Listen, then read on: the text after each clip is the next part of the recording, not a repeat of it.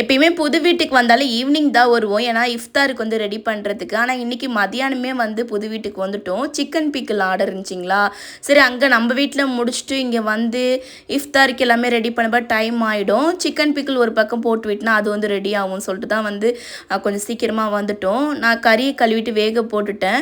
உப்பு மிளகாத்தூள்லாம் தனித்தனியாக பவுல் வந்து வாங்கியிருந்தோமா அதுலேயே வந்து கொட்டி வச்சுட்டேன். சிக்கனில் நான் தண்ணி சேர்க்கவே இல்லை. அதுவே எவ்வளோ தண்ணி விட்டுருக்குன்னு பார்த்தீங்களா. இதை வடிகட்டிட்டு செய்யணும். இஃப்தாருக்கு வந்து ரெடி பண்ண ஆரம்பிச்சிட்டேன். வெங்காயம்லாம் கட் பண்ணிட்டு இருந்தேன். கரண்ட் வேற போயிடுச்சு.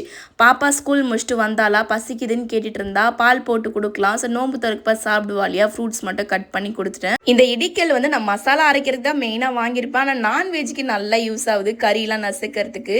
கறி வந்து வெந்துருச்சா சிக்கன், அது வந்து தனியாக எடுத்து வச்சிட்டேன். இப்போ அடுப்பில் தான் வந்து சிலிண்டர் இருக்குது. அதை யாருன்னா எடுத்து போடணும்.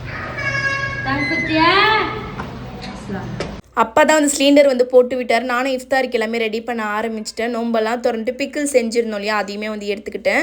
பிக்கிள் ரெடி பண்ணோம்ல, இது எல்லாமே அவங்க தான் வந்து கொடுத்துருந்தாங்க. ரொம்ப வாசனையாக சூப்பராக இருந்துச்சு. ரொம்ப நன்றி வீட்டுக்கு வந்து வாங்கிட்டு போனதுக்கு. உங்களை பார்க்க முடியல, அது ஒரு குறை தான். தொழுதுட்டு முட்டை மிட்டாய் வந்து செய்ய ஸ்டார்ட் பண்ணிட்டேன். இதை ரெடி பண்ணி அவனில் போட்டதுக்கப்புறம் கொஞ்சம் ரெஸ்ட் எடுக்க வேண்டியது தான்.